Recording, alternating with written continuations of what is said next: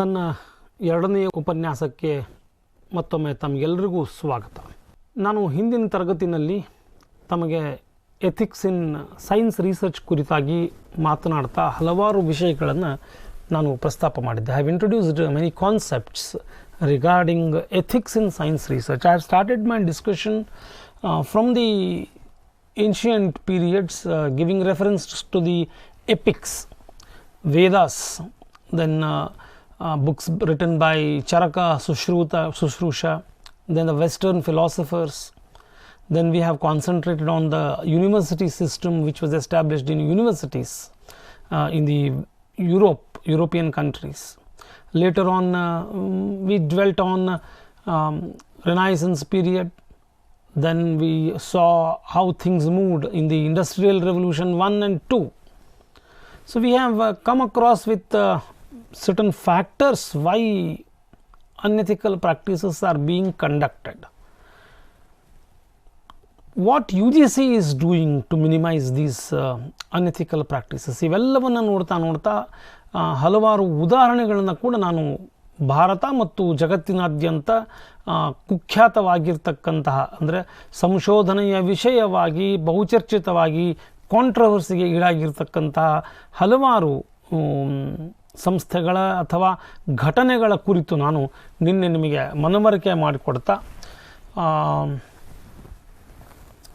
ಮುಂದೆ ಹಾಗೆಯೇ ನಾನು ಮಾತಾಡ್ತಾ ಎಥಿಕ್ಸ್ ಯಾಕೆ ಬೇಕು, what is ethics, what is science ಅನ್ನೋದನ್ನು ಒಂದು ತಮ್ಮ ಮುಂದೆ ಪ್ರಶ್ನೆಯನ್ನು ಇಟ್ಟು ಇವು ಎರಡು ಹೇಗೆ ಒಂದಕ್ಕೊಂದು ಸಂಬಂಧವಾಗಿವೆ ಅನ್ನೋದನ್ನು ಕೂಡ ನಿನ್ನೆ ನಾನು ಡಿಸ್ಕಸ್ ಮಾಡಿದೆ. ಎಥಿಕ್ಸ್ ಏನಿದೆ, ಸೈನ್ಸ್ ಅಂದರೆ ಏನು, ಸೈನ್ಸ್ ಆಸ್ ಎ ಪ್ರೊಫೆಷನ್ ಅನ್ನೋದನ್ನು ನಾವು ಡಿಸ್ಕಸ್ ಮಾಡಿದ್ವಿ.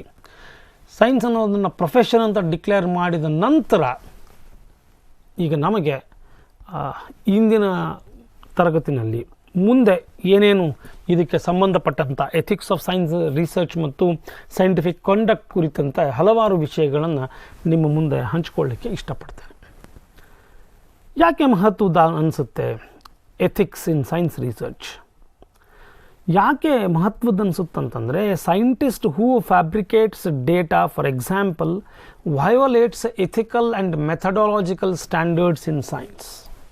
ಆತ ಯಾವುದೋ ಒಂದು ಸ್ಟ್ಯಾಂಡರ್ಡನ್ನು ವಯಲೇಟ್ ಮಾಡಿದ್ದಾನೆ ಅಂತಂದರೆ ಎಥಿಕಲ್ ಮತ್ತು ನೈತಿಕ ಮತ್ತು ಮೆಥಡಾಲಜಿಕಲ್ ಸ್ಟ್ಯಾಂಡರ್ಡ್ಸ್ಗಳನ್ನು ವಯಲೇಟ್ ಮಾಡಿದ್ದಾನೆ ಅಂತಂದಾಗ ಆ ಫಲಿತಾಂಶವನ್ನು ನಂಬಲಿಕ್ಕೆ ಆ ವಿಜ್ಞಾನಿಯನ್ನು ಹೆಂಗೆ ನಂಬೋದು? ದೊಡ್ಡ ಪ್ರಶ್ನೆ. Science has to defend many of the ethical standards. ಅದಕ್ಕೆ ಅದರದೇ ಆದ ಹೊಣೆಗಾರಿಕೆ ಇದೆ. It has to defend many of the ethical standards that apply to scientific research. ಬಹುಶಃ ತಾವು ಹಲವಾರು ಔಷಧಗಳನ್ನು ನೋಡಿದ್ದಾರೆ, ಅದರಲ್ಲಿ ಕೆಲವನ್ನು ಬರೆದಿದ್ದಾರೆ. ವಿದೌಟ್ ಶುಗರ್ ಅಂತ ಸಿರಪ್ಗಳಲ್ಲಿರ್ತದೆ, ವಿದೌಟ್ ಶುಗರ್ ಅಂತ ಸಿರಪ್ಪಲ್ಲಿದ್ದು ಆ ಸಿರಪ್ಪಲ್ಲಿ ಶುಗರ್ ಇದ್ದು ಅದನ್ನು ಒಬ್ಬ ಡಯಾಬಿಟಿಕ್ ಪೇಷಂಟ್ ಲೈಕ್ ಮೀ ತೊಗೊಂಡ್ರೆ ಏನಾಗಬಹುದು ಪರಿಣಾಮ? ಕೆಲವೊಂದಿಷ್ಟು ಇಂಜೆಕ್ಷನ್ಸ್ಗಳನ್ನು ಡೈರೆಕ್ಟಾಗಿ ಚುಚ್ಚೋದಿಲ್ಲ, ಅವುಗಳನ್ನು ಟೆಸ್ಟ್ ಡೋಸ್ ಕೊಡ್ತಾರೆ, ಟೆಸ್ಟ್ ಡೋಸ್ ಕೊಟ್ಟು ಚುಚ್ತಾರೆ. ಡೈರೆಕ್ಟಾಗಿ ಹಾಗೆ ಇಂಜೆಕ್ಟ್ ಮಾಡಿದರೆ ಏನಾಗಬಹುದು ಪರಿಣಾಮ? ಸ್ಟ್ಯಾಂಡರ್ಡ್ಸ್ಗಳನ್ನು, ಎಥಿಕ್ಸ್ಗಳನ್ನು ನಾವು ಉಲ್ಲಂಘಿಸ್ತಾ ಹೊರಟ್ರೆ ಪರಿಣಾಮಗಳು ಏನೇನಾಗ್ಬೋದು? ಇನ್ನೂ ಕೆಲವಕ್ಕೆ ಬರೆದಿರ್ತಾರೆ, contains alcoholic material, do not take sleeping tablets if you consume these tablets ಅಂತ ಬರೆದಿರ್ತಾರೆ. ಅಂದರೆ ಈ ಔಷಧವನ್ನು ತೆಗೆದುಕೊಂಡ ನಂತರ ಮತ್ತಿನ್ಯಾವುದೋ ನಿದ್ದೆ ಗುಳಿಗೆಯನ್ನು ಮಾತ್ರೆಯನ್ನು ತೆಗೆದುಕೊಳ್ಳಕೂಡದು ಅಂತ ಬರೆದಿರ್ತಾರೆ. It contains non vegetarian form ಅಂತ ಬರೆದಿರ್ತಾರೆ. ಅವು ಯಾಕೆ ಅಂತಂದರೆ ಕೆಲವೊಂದಿಷ್ಟು ethical practices, some of them are pure vegetarians, ಅಂಥವ್ರಿಗೆ ಅದನ್ನು ತೊಗೊಳ್ಳಿಕ್ಕೆ ಆಗೋದಿಲ್ಲ. ನೀವು ಯಾವುದೋ ಒಂದು ವಿಜ್ಞಾನ ಅಂತ ಹೇರಿ ಅದನ್ನು ಅವರಿಗೆ ಕೊಟ್ಟಾಗ ಅವರಿಗೆ ಆಗತಕ್ಕಂಥ ಆ ನೋವು ಅಥವಾ ಏನಿದೆಯಲ್ಲ ಅದು ವಿಜ್ಞಾನಿನ ನಂಬೋದು ಹೆಂಗೆ? ಪೋಖ್ರಾನಲ್ಲಿ ನಾವು ಅಣುಬಾಂಬನ್ನು ಪ್ರಯೋಗವನ್ನು ಮಾಡಿದ್ವಿ. ಅದರಿಂದ ವಿಶ್ವಕ್ಕೆ, ಭಾರತ ದೇಶಕ್ಕೆ ಸಹಾಯ ಆಗುತ್ತದೆ ಅನ್ನೋದನ್ನು ಪ್ರೂವ್ ಮಾಡೋದಕ್ಕೋಸ್ಕರ ನಾವು ಅಲ್ಲಿ ಮಾಡಿದ್ವಿ. ಅಕಸ್ಮಾತ್ ಅದರಿಂದ ನಷ್ಟ ಆಗುವಂಗಿದ್ದರೆ, ಅದರಿಂದ ಸಾಕಷ್ಟು ನಮಗೆ ತೊಂದರೆ ಆಗುವಂಥ ಸಂದರ್ಭಗಳಿದ್ದರೆ ಅವುಗಳನ್ನು ಡಿಫೆಂಡ್ ಮಾಡ್ಕೊಳ್ಬೇಕಲ್ಲ. ಈಗ ಕೋವಿಡ್ಡೇ ಹಲವಾರು ಔಷಧಿಗಳು ಬಂದುಬಿಟ್ಟಿದ್ದಾವೆ, ಇವು ಕೋವಿಡನ್ನು ಕ್ಯೂರ್ ಮಾಡ್ತವೆ ಅಂತ ಹೇಳಿ ಒಂದು ಬಿಲೀಫನ್ನು ನಮಗೆ ಹುಟ್ಟಿಸ್ತಾ ಇದ್ದಾವೆ. ಆದರೆ ಎಷ್ಟರ ಮಟ್ಟಿಗೆ ನಮ್ಮ ಭಾರತೀಯ ಅಂದರೆ IMA ಇಂಡಿಯನ್ ಮೆಡಿಕಲ್ ಅಸೋಸಿಯೇಷನ್ ಅದು ನಾವು ಟೆಸ್ಟ್ ಮಾಡಿಲ್ಲ, ನಿಮ್ಮ ಔಷಧವನ್ನು ಟೆಸ್ಟಿಂಗಿಗೆ ಕೊಡಿ, ನಾವು ಟೆಸ್ಟ್ ಮಾಡ್ತೇವೆ, ಅದರ ಅಕ್ಯುರಸಿಯನ್ನು ಕಂಡುಹಿಡಿತೇವೆ ಎಂದಾಗ ಯಾವ ಕಂಪನಿಗಳು ಮುಂದೆ ಬರೋದಿಲ್ಲ. ಫಾಲ್ಸ್ ಕ್ಲೇಮ್ ಮಾಡ್ತವೆ. 100 ಪೇಷಂಟ್ಸ್ ತೊಗೊಂಡ್ರು 96 ಗುಣ ಆದರೂ ಡೇಟಾ ಬೇಕಲ್ಲ, ವ್ಯಾಲಿಡ್ ಡೇಟಾ ಬೇಕಲ್ಲ, ಪರೀಕ್ಷೆ ಮಾಡೋದು ಬೇಕಲ್ಲ, ಬೇರೆ ಬೇರೆ ಸಂದರ್ಭಗಳಲ್ಲಿ ಬೇರೆ ಬೇರೆ ಕಾಂಪ್ಲೆಕ್ಸಿಟೀಸ್ಗಳಲ್ಲಿ ಇಂಥದ್ದು ಆಯಿತು ಅನ್ನೋದು ಬೇಕಲ್ಲ. ಎಥಿಕ್ಸ್ ತುಂಬ ಮಹತ್ತರವಾದಂಥ ಪಾತ್ರವನ್ನು ವಹಿಸ್ತದೆ. ಇನ್ನು ನಾನು ಒಂದು ನಗೆಚಾಟಿಕೆಯ ಮಾತಿನಲ್ಲಿ ಹೇಳೋದಾದರೆ, ಎಥಿಕಲ್ ಸ್ಟ್ಯಾಂಡರ್ಡ್ಸನ್ನು ಇದು ಪ್ರೂವ್ ಮಾಡೋದೇ ಬೇಡ ಅಂತ ಅನ್ನೋದಾದರೆ, ಒಂದು ಕಥೆಗೂ ಒಂದಾನೊಂದು ಊರಲ್ಲಿ ಒಂದೊಂದು ನಿಂಗೆ ಗುಡ್ಡ ಕಾಡ ಬಾಡು ಬೆಟ್ಟು ಬೆಕ್ಕು ದಾಟಿ ಎಲ್ಲೋ ಒಂದು ಕಡೆ ಒಂದು ರಾಜ ಇದ್ದ ಅಂತ ಹೇಳೋದಕ್ಕೂ, ಈ ವಿಜ್ಞಾನದ ಆವಿಷ್ಕಾರಗಳನ್ನು ತೋರಿಸಿ ಅದರಿಂದ ಜನಸಮುದಾಯಕ್ಕೆ ಅನುಕೂಲ ಆಗ್ತದೆ ಅಂತ ಹೇಳೋದಕ್ಕೂ ವ್ಯತ್ಯಾಸ ಇದೆ ಅಂತ ನಾನು ಭಾವಿಸ್ತೀನಿ, ತಾವೆಲ್ಲರೂ ಕೂಡ ಭಾವಿಸ್ತೀರಿ. There is a big difference between defending a hypothesis and telling a story. Stories can be told by any one. ನೀವು ಒಂದು ಸಣ್ಣ ಮಗುಗೆ ಒಂದು ಕಾಗಿ ಕಥೆ ಹೇಳಿ ಅದನ್ನೇ ಆ ಕಾಗಿ ರಿಪ್ಲೇಸ್ ಮಾಡಿ ಗುಬ್ಬಿ ತರ್ತದೆ ಅದರಲ್ಲಿ, ಹೌದು ತಾನೆ? ಅಂದರೆ ದರ್ ಈಸ್ ಅ ಡಿಫರೆನ್ಸ್. ಹೀಗಾಗಿ ಫ್ಯಾಬ್ರಿಕೇಟನ್ನು ಮಾಡದೇ ಇರುವ ಅವಶ್ಯಕತೆ ಇದೆ ಡೇಟಾದಲ್ಲಿ. ಯಾವುದೇ ಡೇಟಾದಲ್ಲಿ ಡೇಟಾ ಫ್ಯಾಬ್ರಿಕೇಷನ್ ಮಾಡದೇ ಇರತಕ್ಕಂಥ ಅಥವಾ ಕೆಲವೊಂದು ನೀತಿಗಳನ್ನು ಪಾಲಿಸುವ ಹೊಣೆಗಾರಿಕೆ ವಿಜ್ಞಾನಿಯ ಮೇಲೆ ಇದೆ. The idea that science is a quest for objective knowledge ought to guide our thinking about ethics in science. These are the words to be written, underlined. The idea that science is a quest for objective knowledge. Objective knowledge, not subjective knowledge. ನನಗೆ ಎಷ್ಟು ಬೇಕೋ ಅಷ್ಟನ್ನೇ ತಿಳ್ಕೊಳ್ಳೋದು, ಬೇಡ ಅದನ್ನು ಬಿಟ್ಟು ಬಿಡೋದು ಅಲ್ಲ. Objective knowledge ought to guide our thinking. ನಮ್ಮ ವಿಚಾರ ಶಕ್ತಿಯನ್ನು ಮುನ್ನಡೆಸುವ ಶಕ್ತಿಯನ್ನು ಹೊಂದಿರತಕ್ಕಂಥದ್ದು ಈ ಎಥಿಕ್ಸು ಅನ್ನೋದನ್ನು ನಾವು ಮನದಟ್ಟು ಮಾಡಿಕೊಂಡಿದ್ದೇವೆ. ಹೀಗಾಗಿ ಎಥಿಕ್ಸ್ ಸೈನ್ಸ್ ರಿಸರ್ಚಲ್ಲಿ ಬಹುಮುಖ್ಯವಾದಂಥ ಪಾತ್ರವನ್ನು ವಹಿಸ್ತದೆ ಮತ್ತು ಅದು ಬೇಕು ಅಂತಕ್ಕಂಥದ್ದು. ಅದು ಎಥಿಕ್ಸ್ ಇರಲಿಲ್ಲ, ಅನ್ಎಥಿಕಲ್ ಪ್ರಾಕ್ಟೀಸಸ್ ಇದ್ವು ಅಂತಂದರೆ ನಾಳೆ ಯಾವ್ಯಾವ ಸಂಶೋಧನೆಗಳನ್ನು ಯಾವ್ಯಾವ ರೀತಿಯಾಗಿ ಮಾಡಿ ಮನುಸಂಕುಲವನ್ನು ಇನ್ಯಾವುದೋ ರೀತಿಯಲ್ಲಿ ಅದಕ್ಕೆ ತಾನೆ ಆ ಎಥಿಕ್ಸ್ ಅನ್ಎಥಿಕಲ್ ಪ್ರಾಕ್ಟೀಸಸ್ ಇದೆ ಅಂತ ಅನ್ನೋದಕ್ಕೆ ತಾನೆ ಆಟಮ್ ಬಾಂಬ್ ಪ್ರೊಡಕ್ಷನ್ ಬೇಡ ಅಂತ ಇರೋದು. ಅದಕ್ಕೆ ತಾನೆ ಬಯೋಲಾಜಿಕಲ್ ವೆಪನ್ಸ್ಗಳನ್ನು ಯೂಸ್ ಮಾಡೋದು ಬೇಡ ಅಂತ ಇರೋದು. COVID-19 ಮೊಟ್ಟ ಮೊದಲ ಬಾರಿಗೆ ಟ್ರೇಸ್ ಆಗಿ ಅದು ಜಗತ್ತಿನಾದ್ಯಂತ ಹರಡುವ ಸಂದರ್ಭದಲ್ಲಿ ಅದರ ಬಗ್ಗೆಯೂ ಟಿಪ್ಪಣಿಗಳಿದ್ದು. ಇಂಥದೇ ಒಂದು ಅನ್ಎಥಿಕಲ್ ಪ್ರಾಕ್ಟೀಸಸ್ನಿಂದ ಯಾವುದೋ ದೇಶದ ಒಂದು ಲ್ಯಾಬೊರೇಟರಿಯಿಂದ ಒಂದು ವೈರಸ್ ಹರಡಿ ಹೊರಗೆ ಬಂತು ಅಂತ ಅನ್ನೋದು ತಾನೇ ಇವತ್ತಿಗೂ ಇರ್ತಕ್ಕಂಥ ಕಂಪ್ಲೇಂಟು. ಅದು ಅನ್ಎಥಿಕಲ್ ಪ್ರಾಕ್ಟೀಸಸ್ ಯಾವ ದೇಶದ ಯಾವುದೋ ಒಂದು ಲ್ಯಾಬೊರೇಟರಿಯ ಅನ್ಎಥಿಕಲ್ ಪ್ರಾಕ್ಟೀಸ್ ಹೌದೋ ಅಲ್ವೋ ಅನ್ನೋದು ಇನ್ನೂವರೆಗೂ ಪ್ರೂವ್ ಆಗಿಲ್ಲ. ಆದರೆ ಒಂದು ವಾದ ಅಂತೂ ಇದೆ, ಒಂದು ಕೆಲವು ಸೆಕ್ಷನ್ನಿಂದ ಒಂದು ವಾದ ಅಂತ ಇದೆ. ಕೆಲವು ಪ್ರಬಲ ರಾಷ್ಟ್ರಗಳು ಕೂಡ ಇದನ್ನು ಸಮರ್ಥಿಸ್ಕೊಳ್ತಾ ಇದ್ದಾವೆ. ಹೀಗಾಗಿ ಸೈನ್ಸ್ ರಿಸರ್ಚಲ್ಲಿ ಎಥಿಕ್ಸ್ ತುಂಬ ಮಹತ್ತರವಾದಂಥ ಪಾತ್ರವನ್ನು ವಹಿಸ್ತದೆ. ಸೊ ಏನಿದೆ ಹಂಗಾರೆ, ಯಾವ್ಯಾವು ಸ್ಟ್ಯಾಂಡರ್ಡ್ಸ್ ಏನು ಹಂಗಂದ್ರೆ ಈ ಎಥಿಕ್ಸ್ಗೆ? Science's ethical standards are based on the goals of the scientific profession. Scientific profession, ನಮ್ಮ ವೈಜ್ಞಾನಿಕ ವೃತ್ತಿ ಏನಿದೆ ಆ ವೈಜ್ಞಾನಿಕ ವೃತ್ತಿಗೆ ಪೂರಕವಾದಂತಹ ಎಥಿಕಲ್ ಸ್ಟ್ಯಾಂಡರ್ಡ್ಸ್ಗಳಿವೆ. Which include quest for knowledge, ಜ್ಞಾನದ ಹಸಿವು, ಜ್ಞಾನವನ್ನು ತಗೊಳ್ಬೇಕು, ಜ್ಞಾನವನ್ನು ಪಡೆಯಬೇಕು. ಹೇಗೆ ಹುಟ್ಟು ಆಗುತ್ತೆ, ಹೇಗೆ ಸಾವು ಆಗುತ್ತೆ, ಯಾವ ರೀತಿ ಒಂದು ಸೆಲ್ ಸಾಯ್ತದೆ, ಒಂದು ಸೆಲ್ ಹುಟ್ಕೊಳ್ತದೆ, ಒಂದು ಕೋಶದ ನಿರ್ನಾಮ ಆಗಿ ಹೋಗ್ತದೆ, ಅಥವಾ ಅದೇ ಜಾಗದಲ್ಲಿ ಇನ್ನೊಂದೇನೋ ಬೆಳೀತದೆ, ರಕ್ತ ಹೆಂಗೆ ಉತ್ಪತ್ತಿ ಆಗ್ತದೆ, ಅಥವಾ ಸೂರ್ಯ ಹೆಂಗೆ ಬರ್ತಾನೆ. ಸಡನ್ನಾಗಿ ಒಮ್ಮಿಂದ ಮೇಲೆಗೆ ಎಲ್ಲೂ ಇಲ್ಲದ ಮಳೆರಾಯ ಇವತ್ತು ಬಂದು ಕೂತ್ಕೊಂಡಿದ್ದಾನೆ, ಏನೂ ಗೊತ್ತಿಲ್ಲದೆ. Red alert, green alert, yellow alert, ಎಂತೆಂಥೋ ಅಲರ್ಟ್ಗಳನ್ನು ಘೋಷಣೆ ಆಗ್ತಾ ಇದ್ದಾವೆ. ಇವುಗಳಿಗೆ ರೀಸನ್ ಹುಡುಕಬೇಕಲ್ಲ. Quest for knowledge, quest for knowledge, ಜ್ಞಾನದ ಎಡೆಗೆ ಹಸಿವು, ಮತ್ತು ignorance, elimination of the ignorance, ಅಜ್ಞಾನವನ್ನು ತೊಡೆದು ಹಾಕ್ತಕ್ಕಂಥದ್ದು. ಅಜ್ಞಾನವನ್ನು ತೊಡೆದು ಹಾಕ್ತಕ್ಕಂಥದ್ದು ಎಷ್ಟೋ ಶತಮಾನಗಳವರೆಗೆ ಕೊಪರ್ನಿಕಸ್ ಹೇಳಿದ ನಂತರವೂ ಕೂಡ ಅವನನ್ನು ಗಲ್ಲಿಗೇರಿಸಿ ನಾವೇನು ತಿಳ್ಕೊಂಡಿದ್ವಿ, ಸೂರ್ಯ ನಮ್ಮ ಸುತ್ತ ಹೊಡಿತಾನೆ ಅಂತ ತಿಳ್ಕೊಂಡಿದ್ವಿ. Elimination of ignorance. ಸೂರ್ಯ ನಮ್ಮ ಸುತ್ತ ಹೊಡಿತಾ ಇಲ್ಲ, ನಾವು ಅವನ ಸುತ್ತ ಹೊಡಿತಾ ಇದ್ದೀವಿ. Ignorance, elimination of ignorance. ಏನೋ ಬಾಡಿ ಹೀಟ್ ಇಟ್ಕೊಳ್ಳೋದ್ರಿಂದ ಕರೋನಾ ಬರೋದಿಲ್ಲ ಅಂತ ಹೇಳಿ ಕೆಲವರು ಲವಂಗ ತಿಂದಿದ್ದು, ಹಸಿ ಅಲ್ಲ ಅದನ್ನು ತಿಂದಿದ್ದು, ಹಸಿ ಶುಂಠಿ ತಿಂದಿದ್ದು, ಜೀರಿಗೆ ತಿಂದಿದ್ದು. ಏನಾಗುತ್ತೆ, ನೀವು ಇನ್ಯಾವುದೋ ರೀತಿಯಲ್ಲಿ ನೀವು ತೊಂದರೆಗೆ ಸಿಗಾಕ್ಕೊಳ್ತೀರಿ. Elimination of ignorance. Solution to the practical problems. ಪ್ರಾಯೋಗಿಕವಾಗಿ ನಾವು ಅನುಭವಿಸ್ತಾ ಇರುವ ಸಮಸ್ಯೆಗಳಿಗೆ ಸಮಾಧಾನವನ್ನು ಹುಡುಕೋದು ಕೂಡ ಈ ಸ್ಟ್ಯಾಂಡರ್ಡ್ಸ್ ಆಫ್ ಎಥಿಕ್ಸ್ನ ಒಂದು ಪಾರ್ಟ್. ಒಂದು quest for knowledge, elimination of ignorance, solution of practical problems. ನಾವೇನು ದೈನಂದಿನ ಬದುಕುಗಳಲ್ಲಿ ಸಮಸ್ಯೆಗಳನ್ನು ಎದುರಿಸ್ತಾ ಇದ್ದೀವೋ ಆ ಸಮಸ್ಯೆಗಳಿಗೆ ಪರಿಹಾರವನ್ನು ಕಂಡು ಹಿಡಿದುಕೊಳ್ಳುವ ನಿಟ್ಟಿನಲ್ಲಿ ಕೆಲಸ ಆಗ್ತಾ ಇದೆ. Many of the standards of conduct in science also have A moral foundation. ಇದ್ರ ಸಲುವಾಗಿಯೇ ಹೊಸದಾಗಿ ಕೆಲವು ಸೃಷ್ಟಿಯಾಗಿಲ್ಲ.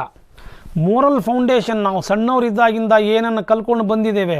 ಕಳಬೇಡ, ಕೊಲಬೇಡ, ಹುಸಿಯ ನುಡಿಯಲು ಬೇಡ, ಅನ್ಯರಿಗೆ ಅಸಹ್ಯ ಪಡಬೇಡ, ತನ್ನ ಬಣ್ಣಿಸಬೇಡ, ಇದಿರು ಹಳಿಯಲು ಬೇಡ, ಇದೇ ಅಂತರಂಗ ಶುದ್ಧಿ, ಇದೇ ಬಹಿರಂಗ ಶುದ್ಧಿ ಅಂತ ಏನು ಹೇಳ್ಕೊಂಡು ಬಂದಿದ್ದೀವಲ್ಲ, ಇದೇ ಸ್ಟ್ಯಾಂಡರ್ಡ್. ಮೋರಲ್ ಫಿಲಾಸಫಿ ಏನಿದೆಯಲ್ಲ, ತನ್ನ ಬಣ್ಣಿಸಬೇಡ, ಇದಿರು ಹಳಿಯಲು ಬೇಡ, ಇದೆಯಲ್ಲ ಈ ವಚನ, ಬಸವಣ್ಣನವರ ಈ ವಚನ ಏನಿದೆಯಲ್ಲ, ಇದೇ ನಮ್ಮ ಮೊರಲ್ ಫಿಲಾಸಫಿ. ಅದು ಎಲ್ಲ ಹೋದ್ರೂ ಕೂಡ ಇದೇ ಫಿಲಾಸಫಿಯನ್ನೇ ನೀವು ಅಡಾಪ್ಟ್ ಮಾಡ್ಕೊಳ್ಬೇಕು. Have A moral foundation. Ethical standards in science have two conceptual foundations. One is morality, second one is science.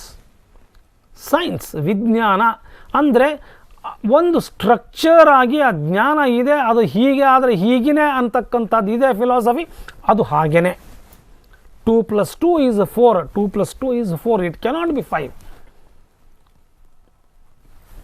Morality ನಮ್ಮದೇ ಆದಂಥ ಕೆಲವು ನೈತಿಕ ಒಂದಿಷ್ಟು ವೈಚಾರಧಾರಿಕೆಗಳು ನಮ್ಮ ಹತ್ರ ಇದ್ದಾವೆ. ಮೊರಾಲಿಟಿ ಇದೆ ನಮ್ಮ ಹತ್ರ ಒಂದಿಷ್ಟು. Ethical conduct in science should not violate commonly accepted moral standards.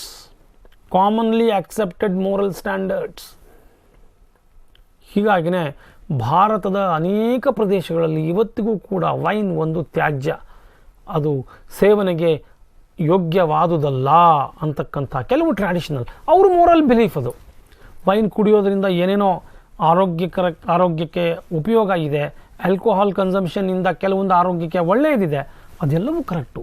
ಆದರೆ ಕೆಲವರ ಬಿಲೀಫು ಅದರ ವಿರುದ್ಧ ಇದೆ, ಅದನ್ನು ಯೂಸ್ ಮಾಡೋಂಗಿಲ್ಲ. ಎಲ್ಲಿ ತಗೊಳ್ಳಿ, ಅದು ತೊಂದರೆ ಇಲ್ಲ.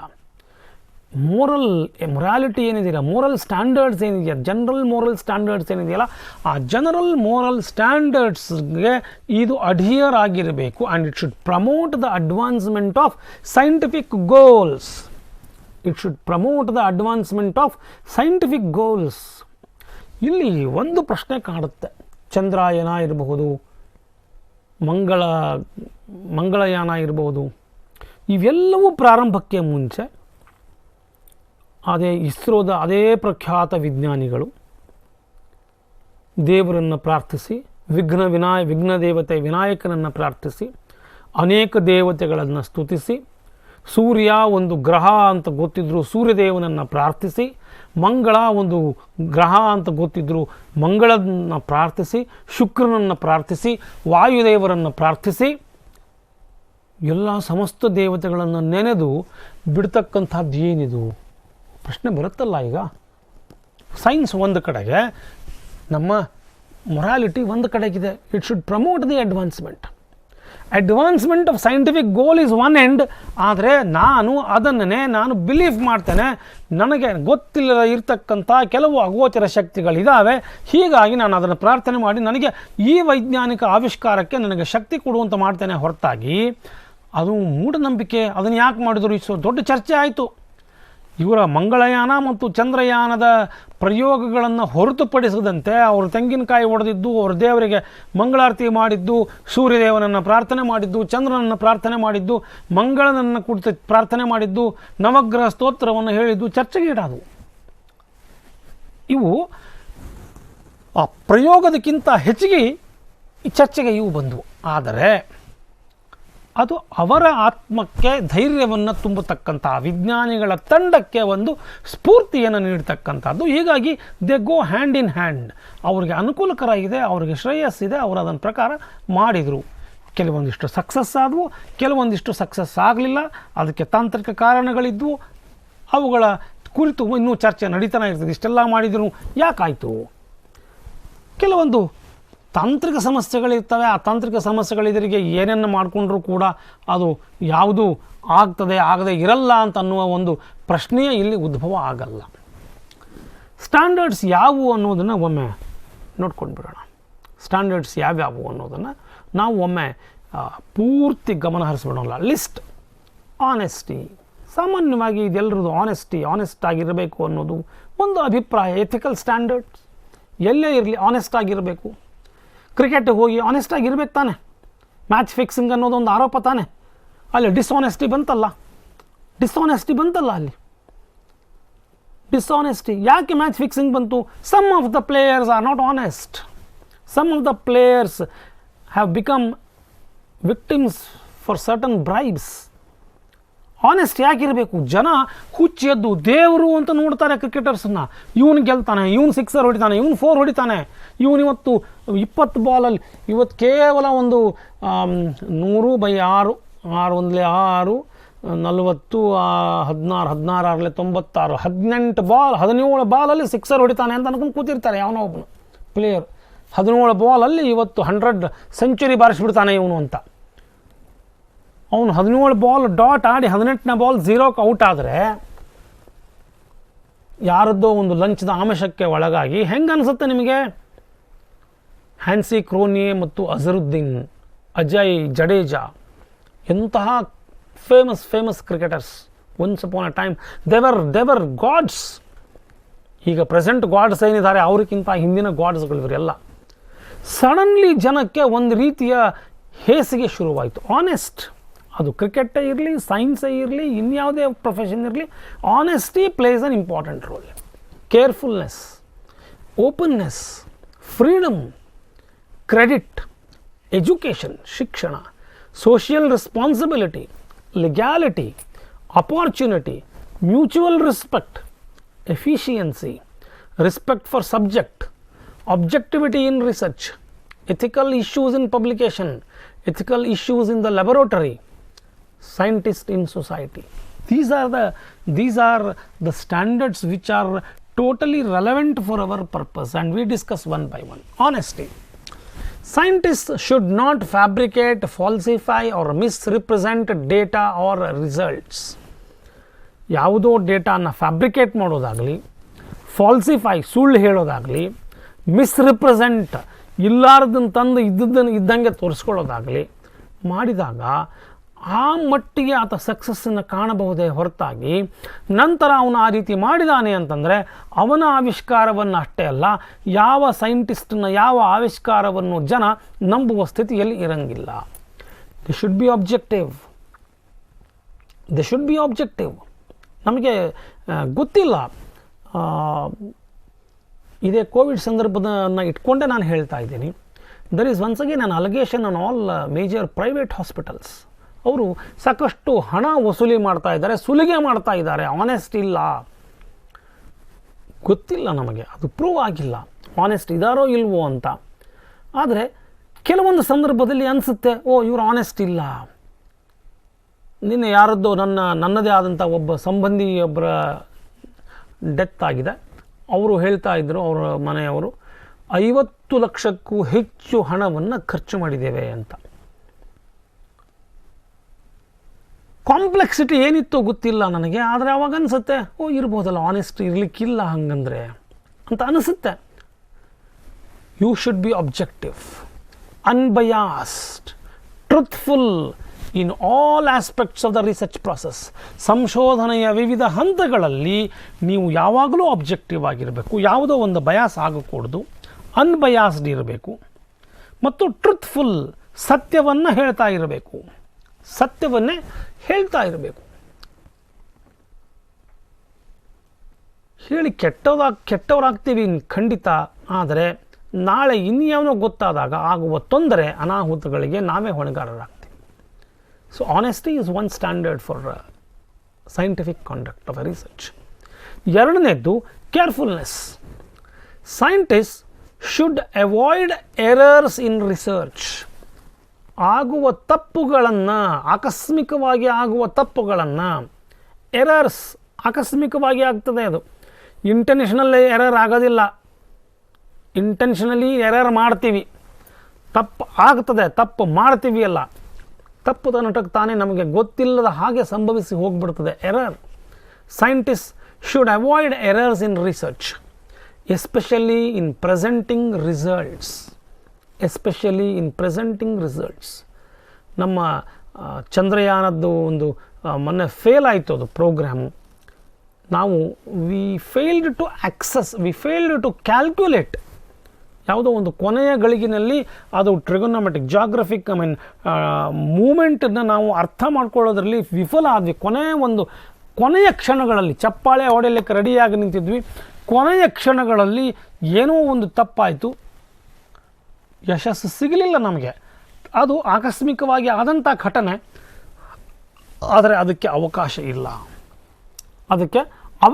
ಇಲ್ಲ. They should minimise experimental, methodological and human errors and avoid self deception, bias and conflicts of interest. ಇವುಗಳ ಬಗ್ಗೆ ನಾವು ತುಂಬ ಎಚ್ಚರಿಕೆಯನ್ನು ವಹಿಸಬೇಕು. ಯಾರದೋ ಪರವಾಗಿ ನನ್ನನ್ನು ನಾನೇ ಮೋಸ ಮಾಡ್ಕೊಳ್ತಕ್ಕಂಥದ್ದು, ಇನ್ಯಾವ್ರಿಗೋ ಬಯಾಸಾಗಿ ನಾನು ಒಂದು ರಿಸಲ್ಟನ್ನು ಕೊಡ್ತಕ್ಕಂಥದ್ದು, ಮತ್ತು ನನ್ನ ಹತ್ತಿರನೇ ಗೊಂದಲ ಇರ್ತದೆ, ಎಕ್ಸ್ ಆರ್ ವೈ, ಇದನ್ನು ಹೇಳೋದ್ರಿಂದ ಪ್ರಾಫಿಟ್ ಇದೆಯೋ, ಇದನ್ನು ಹೇಳೋದ್ರಿಂದ ಪ್ರಾಫಿಟ್ ಇದೆಯೋ, ಕಾನ್ಫ್ಲಿಕ್ಟ್ಸ್ ಆಫ್ ಇಂಟ್ರೆಸ್ಟ್ ಇರ್ತದೆ. ಆ ಕಾನ್ಫ್ಲಿಕ್ಟ್ಸ್ ಆಫ್ ಇಂಟ್ರೆಸ್ಟ್ ಕೂಡ ನನ್ನನ್ನು ಹಾದಿ ತಪ್ಪುವಂತೆ ಮಾಡ್ತದೆ.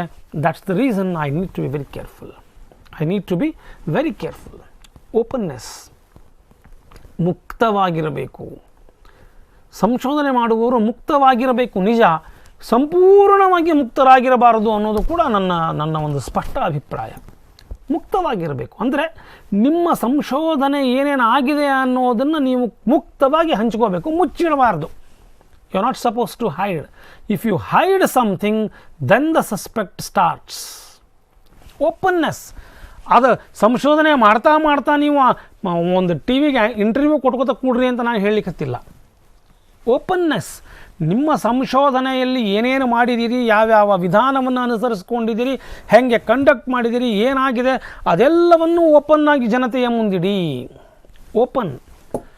ನೀವು ಅಲ್ಲಿ ಯಾವುದೋ ಒಂದು ಘಟನೆಯನ್ನು ಮುಚ್ಚಿಡ್ತಾ ಇದ್ದೀರಿ ಅಂತಂದರೆ ಸಂಶಯ ಶುರುವಾಗ್ತದೆ. ಜನ ನಿಮ್ಮನ್ನು ಸಂಶಯದ ದೃಷ್ಟಿಯಿಂದ ನೋಡ್ತಾರೆ. Scientist should share data, results, methods, ideas, techniques and tools. ಇದು ರೆಗ್ಯುಲರ್ ಬೇಸಿಸ್ ಕಂಟಿನ್ಯೂಸ್ ಆಗಿ ನಿಮ್ಮದು ಲ್ಯಾಬ್ ತಕ್ಷಣ ಶೇರ್ ಮಾಡಿರಿ ಅಂತ ಹೇಳ್ತಾ ಇಲ್ಲ. ಯಾವಾಗ ನಿಮ್ಮ ಪ್ರಯೋಗ ಮುಗೀತದೆ, ನಿಮ್ಮ ಪ್ರಯೋಗವನ್ನು ನೀವು ಇನ್ನೊಬ್ಬರ ಜೊತೆಗೆ ಹಂಚ್ಕೊಳ್ತೀರಿ, ಎಲ್ಲವನ್ನೂ ಹಂಚ್ಕೊಳ್ಳಿ. It becomes easier to validate what work you have done. ನೀವು ಪ್ರಾಸೆಸ್ ನಡೆದಂಗೆ ಹಚ್ಕೊಂಡ್ರೆ ಸರ ನಾ ಮಾಡೋ ವರ್ಕ್ ಇನ್ನೊಬ್ರು ಮಾಡಿ ಕೂತ್ರೆ ನಾ ಏನು ಮಾಡಲಿರಿ ಅಂತ ಅನ್ನೋ ನಿಮ್ಮ ಪ್ರಶ್ನೆ ಕೂಡ ನನಗೆ ಅರ್ಥ ಆಗ್ತದೆ. But what I say is, when you complete your project, when you complete your experiment, you share that data, you have that, record the data truthfully, share them. Open ಆಗಿರಬೇಕು, ಮುಕ್ತವಾಗಿ. They should allow other scientist to review their work. ಇನ್ನೊಬ್ಬ ವಿಜ್ಞಾನಿ ನಿಮ್ಮ ಕೆಲಸವನ್ನು ಪುನರಾವಲೋಕಿಸುವ ಒಂದು ಅವಕಾಶವನ್ನು ಆತನಿಗೆ ಕಲ್ಪಿಸಿಕೊಡಿ. If he is convinced, then it will be more perfect. ಎಲ್ಲೋ ಸಂಶಯಗಳಿದ್ದರೆ ಮುಂದೆ ಎಲ್ಲ ಶುರುವಾಗ್ತವೆ. Be ready to get criticism. Be ready to get criticism, ವಿಶ್ಲೇಷಣೆಗೆ ತಯಾರಾಗ್ರಿ, ಟೀಕೆಗಳಿಗೆ ತಯಾರಾಗಿ. ಆ್ಯಂಡ್ ನ್ಯೂ ಐಡಿಯಾಸ್, ಹೊಸ ಹೊಸ ವಿಚಾರಗಳನ್ನು ಜನ ಅವ್ರು ಏನೋ ನೋಡ್ತಾ ನೋಡ್ತಾ ಹೊಸ ಹೊಸ ವಿಚಾರಗಳನ್ನು ಕೊಡ್ತಾರೆ. ಆ ವಿಚಾರಗಳನ್ನು ಆಕ್ಸೆಪ್ಟ್ ಮಾಡಿಕೊಳ್ಳುವ ಒಂದು ಶಕ್ತಿ, ಓಪನ್ನೆಸ್. ನಾವು ಬಹಳಷ್ಟು ಜನ ಕ್ಲೋಸ್ಡ್ ಫ್ರೇಮ್ಸ್ ಇದ್ದೇವೆ. ನೈದರ್ ವಿ ಶೇರ್ ಇನ್ಫಾರ್ಮೇಷನ್, ನಾರ್ V accept criticism, nor we take new ideas, nor we give new ideas. That is another aspect. Freedom. A scientist should be free to conduct research on any problem. ಇದು ಪೂರ್ತಿ hypothetical condition. ಒಬ್ಬ ವಿಜ್ಞಾನಿಗೆ ಯಾವುದೇ ಸಮಸ್ಯೆಯ ಮೇಲೆ ಕೆಲಸ ಮಾಡತಕ್ಕಂಥ freedom ಇರಬೇಕು. Is it possible in the real sense? ಕೆಲವೊಂದಷ್ಟು ಸಲ ರಾಜಕೀಯ ಪ್ರೇರಿತ, ಸಾಮಾಜಿಕ ಪ್ರೇರಿತ, cultural motivated obstacles are there. ಅವರಿಗೆ ಅಂತಹ ಒಂದು ಸಂಶೋಧನೆಯನ್ನು ಮಾಡಲಿಕ್ಕೆ ಆಗೋದಿಲ್ಲ. He should be free to do. ಎಲ್ಲೋ ಒಂದಿಷ್ಟು ಲಿಮಿಟೇಷನ್ಸ್ಗಳು, ಎಲ್ಲೋ ಒಂದಿಷ್ಟು ಅವ್ರಿಗೆ ಬೌಂಡ್ರೀಸನ್ನು ಫಿಕ್ಸ್ ಮಾಡಿದರೆ, ಸ್ಕೋಪ್ಸ್ಗಳನ್ನು ಫಿಕ್ಸ್ ಮಾಡಿದರೆ, ಲಿಮಿಟೇಷನ್ಸ್ಗಳ ಜಾಸ್ತಿ ಆದಂಗೆ ಆ ಸಂಶೋಧನೆ ಪೂರ್ಣ ಪ್ರಮಾಣದ ಸಂಶೋಧನೆ ಅನಿಸಂಗಿಲ್ಲ. They should be allowed to pursue new ideas and criticise old ones. ಹಿಂದಿನ ಯಾವುದೋ ಒಂದು ಐಡಿಯಾವನ್ನು ಕ್ರಿಟಿಸೈಸ್ ಮಾಡತಕ್ಕಂಥ, ಇನ್ನೊಂದು ಫ್ರೆಶ್ ದಾರಿಯನ್ನು ತುಳಿತಕ್ಕಂಥ ಯಾವುದೇ ವಿಚಾರಧಾರೆಗಳನ್ನು ಸ್ವೀಕರಿಸಿ ಮಾಡುವ ಒಂದು ಸ್ವಾತಂತ್ರ್ಯ ವಿಜ್ಞಾನಿಗೆ ಇರಬೇಕು. ಆದರೆ ನಿನ್ನೆ ಒಂದು ತರಗತಿನಲ್ಲಿ ನಾನು ಆಲ್ರೆಡಿ ಹೇಳಿದೆ, are we free? There are certain limitations. We are now no individuals doing with our own interest. All of us are bound by institutional goals and frameworks.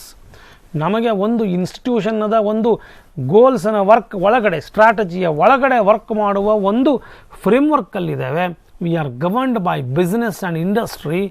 ಇವೆಲ್ಲವೂ ನಮ್ಮನ್ನು ಫ್ರೀ ಆಗಿ ಇಡಲಿಕ್ಕೆ ಬಿಡೋದಿಲ್ಲ. ಬಟ್ ಆದರೆ ಸೈಂಟಿಫಿಕ್ ಕಂಡಕ್ಟಲ್ಲಿ ಇದೊಂದು aspect ಬೇಕು. Credit should be given where credit is due, but not where it is not due. ನಮ್ಮಲ್ಲಿ ಜಾಸ್ತಿ ಜನ ಅಕ್ನಾಲೇಜ್ಮೆಂಟಲ್ಲಿ ಸಂಬಂಧ ಇಲ್ಲಾರ್ದವ್ರಿಗೇ ಥ್ಯಾಂಕ್ಸ್ ಹೇಳೋದು ಜಾಸ್ತಿ. It is with my great pleasure. ಗೈಡ್ಗೊಂದು ನಿರ್ವಾಹ ಇಲ್ಲ ಹೇಳ್ತಾರೆ. ಗೈಡ್ನಾಗಿನ ಡಿಪಾರ್ಟ್ಮೆಂಟ್ನಾಗಿನ ಚೇರ್ಪರ್ಸನ್ನು ಮತ್ತು ಅಲ್ಲಿಯ ಶಿಕ್ಷಕರು ಅವ್ರು ಹೆಲ್ಪ್ ಮಾಡಿದಾರೋ ಮಾಡಿಲ್ವೋ, ಕಾಂಟ್ರಿಬ್ಯೂಷನ್ ಆಯಿತೋ, ಇವ್ರನ್ನ ಬೈಕೊಂಡು ಅಡ್ಡಾಡಿದಾರೋ, ಇವು 3 ಸಿಗ್ತವೆ. ನಿಜವಾಗಿಯೂ ಕೆಲವರು ಈ ಸಂಶೋಧನೆಗೆ ಕಾಂಟ್ರಿಬ್ಯೂಟ್ ಮಾಡಿರ್ತಾರೆ, ಅವರನ್ನು ಇವರು ಹೇಳಿರೋದೇ ಇಲ್ಲ. They are never. ಇನ್ನೊಂದು ಪಾರ್ಟ್ ಸಿಗುತ್ತೆ ಕೊನೆಗೆ ಹೋದಂಗೆ. ಅವರು if they have really contributed, ಗಂಡ ಹೆಂಡತಿ ಕಾಂಟ್ರಿಬ್ಯೂಟ್ ಮಾಡಿರಲಿಕ್ಕೆ ಬೇಕು. If the scientist is she, ganda, if the scientist is he, hendati, certainly they might have sacrificed and their children might have sacrificed. ಯಾರ್ಯಾರೋ ಬರ್ತಾರೆ ರಿಲೇಟಿವ್ಸ್ ಇದ್ದವರು, ಬಾದರಾಯಣ ಸಂಬಂಧಿಗಳಿಗೆಲ್ಲ ಹೆಂಡತಿ, ಅಕ್ಕ, ತಂಗಿ, ಅಣ್ಣ, ಅಜ್ಜ, ಮುತ್ತಜ್ಜ, ಗಂಡ, ಏನೇನು ಲಿಸ್ಟ್ ನೋಡ್ಬೇಕು ಅವ್ರದ್ದು. ಅವ್ರ ಹೆಸರು ಹಾಕ್ಕೊಳ್ಳಿಲ್ಲ ಅಂದ್ರೆ ಸಿಟ್ಟಿಗೆ ಬರ್ತದ್ರಿ. ನಾದ್ನಿ ಗಂಡ, ನಾದ್ನಿ ಮಕ್ಕಳು, ನಾದ್ನಿ ಅತ್ತಿ, ಮಾವ. ಯಪ್ಪ Shiva. Where acknowledgement is not due, don't give. ನೀವು ಒಂದು ಲ್ಯಾಬೊರೇಟ್ರಿಯನ್ನು ಕೆಲಸ ಮಾಡಿರ್ತೀರಿ, ಲ್ಯಾಬೊರೇಟ್ರಿಯ ಒಬ್ಬ ಲ್ಯಾಬ್ ಅಸಿಸ್ಟೆಂಟ್ ನಿಮಗೆ ಹಗಲು ರಾತ್ರಿ ಸಹಾಯ ಮಾಡಿರ್ತಾನೆ. ಒಂದಿಷ್ಟು ಡೇಟಾವನ್ನು ಯೂಸರ್ಸ್ ಕಡೆಯಿಂದ ತೊಗೊಂಡಿರ್ತೀರಿ, ಜನರ ಕಡೆಯಿಂದ ತೊಗೊಂಡಿರ್ತೀರಿ. ಅವರು ನಿಮಗೆ ರಿಪ್ಲೈ ಮಾಡಿರ್ತಾರೆ, ರೆಸ್ಪಾಂಡೆಂಟ್ಸ್ ಅವರು. ಅವರಿಗೆ ನೀವು ಥ್ಯಾಂಕ್ಸ್ ಹೇಳಬೇಕು. ಇನ್ಯಾವುದೋ ಸಂಸ್ಥೆ ನಿಮಗೆ ರಿಸರ್ಚ್ ಮಾಡಲಿಕ್ಕೆ ದುಡ್ಡು ಕೊಟ್ಟಿದೆ, ಅದಕ್ಕೆ ಥ್ಯಾಂಕ್ಸ್ ಹೇಳಬೇಕು. ಇನ್ನೊಂದು ಸಂಸ್ಥೆ ನಿಮಗೆ ಸಂಶೋಧನೆಯನ್ನು ಮಾಡಲಿಕ್ಕೆ ಪರ್ಮಿಷನ್ ಕೊಟ್ಟಿದೆ, ಅದಕ್ಕೆ ಥ್ಯಾಂಕ್ಸ್ ಹೇಳಬೇಕು. Where credit is due, we never give credit. ಯಾವುದೋ ಆರ್ಟಿಕಲನ್ನು ತೊಗೊಂಡಿರ್ತೀರಿ, ಆ ಆರ್ಟಿಕಲ್ಲದ ಪೂರ್ತಿ A to Z ಭಟ್ಟಿ ಇಳಿಸಿರ್ತೀವಿ, ಆ ಆರ್ಟಿಕಲದ ಹೆಸರೇ ಹೇಳೋದಿಲ್ಲ ನಾವು. ಇನ್ಯಾವುದೋ ಆರ್ಟಿಕಲ್, ಮುಟ್ಟಲಾರ್ದ ಆರ್ಟಿಕಲ್ಲಿಗೆ ಹೆಸರು ಕೊಟ್ಟಿರ್ತೀವಿ, ಸೈಟ್ ಮಾಡಿರ್ತೀವಿ. ಅಲ್ಲಿ ನಿಮ್ಮದು ಒಂದು ಲೈನ್ ಅಲ್ಲ, ಒಂದು ಐಡಿಯಾನೂ ನೀವು ತೊಗೊಂಡಿರೋದಿಲ್ಲ ಅದರಾಗಿಂದ. Where credit is due, we are not giving. Where credit is not due, we are giving. It should not happen. Credit should be given where credit is due. Don't give credit where it is not due. Education. Scientists should educate prospective scientists. ಮುಂದೆ ಬರುವ ವಿಜ್ಞಾನಿಗಳಿಗೆ ಅವ್ರನ್ನ educate ಮಾಡಬೇಕು and ensure that they learn how to conduct good science research. ಸುಮ್ಮನೆ ಲ್ಯಾಬ್ನಾಗ ಹೋಗೋದು, ಏನೋ ಕೆಲಸ ಮಾಡಿ ಡಾಕ್ ಮಾಡಿ ರಿಸಲ್ಟ್ ತಂದು ಇಟ್ಟುಬಿಡೋದಲ್ಲ. We should know how to conduct research. ನಮಗೆ ಸಾಕಷ್ಟು ಜನಕ್ಕೆ ರಿಸರ್ಚೇ ಗೊತ್ತಿಲ್ಲ. ಬರ್ತಾರೆ, ಬಂದವರ ಇಮಿಡಿಯೇಟ್ಲಿ ಸರ್ ಟಾಪಿಕ್ ಕೊಡ್ರಿ, ಟಾಪಿಕ್ ಆದಮೇಲೆ ಇನ್ಯಾರದ್ದು ಸಿನಾಪ್ಸಿಸ್ ನೋಡ್ತಾರೆ, ದಡ ಏನೋ ಬರ್ಕೊಂಡು ಬರ್ತಾರೆ. ಅದಕ್ಕೂ ಇದಕ್ಕೂ ಸಂಬಂಧನೇ ಇರೋದಿಲ್ಲ. ಕೇಳದೆ ಕ್ವಶನೇ ರೆಡಿ ಮಾಡಿ ತಂದುಬಿಟ್ಟಿರ್ತಾರೆ. ಇನ್ನೂ ಕೆಲವರು ಡೇಟಾನೂ ಕಲೆಕ್ಟ್ ಮಾಡ್ಕೊಂಡು ಬಂದುಬಿಟ್ಟಿರ್ತಾರೆ. ಟಾಪಿಕ್ ಒಂದಿರ್ತದೆ, ಇವ್ರ ಆಬ್ಜೆಕ್ಟಿವ್ ಒಂದಿರ್ತದೆ, ಇವ್ರ ಕ್ವಶನೇರ್ ಒಂದಿರ್ತದೆ, ಇವ್ರು ತಂದು ಡೇಟಾ ಒಂದಿರ್ತದೆ. ಸಂಬಂಧ ಇಲ್ಲ, ಸೂತ್ರ ಇಲ್ಲ. But we should know how to conduct a good research, how to conduct a good science research, how to conduct a research. We should educate and inform the public about science. ವಿಜ್ಞಾನದ ಬಗೆಗೆ ಜನರಿಗೆ ತಿಳಿಸಿಕೊಡುವಂಥ ಕೆಲಸವನ್ನು ವಿಜ್ಞಾನಿಗಳು ಮಾಡಬೇಕು.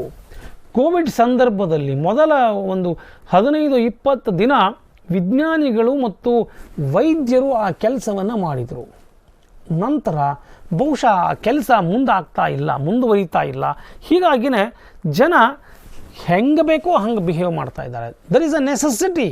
It is the requirement of the society that the scientist should educate the public, should also educate the prospective scientists. This is one more important factors. Social responsibility. ಸಾಮಾಜಿಕ ಹೊಣೆಗಾರಿಕೆ ಇದೆ ವಿಜ್ಞಾನಿಗಳ ಮೇಲೆ. Scientists should avoid causing harms to society.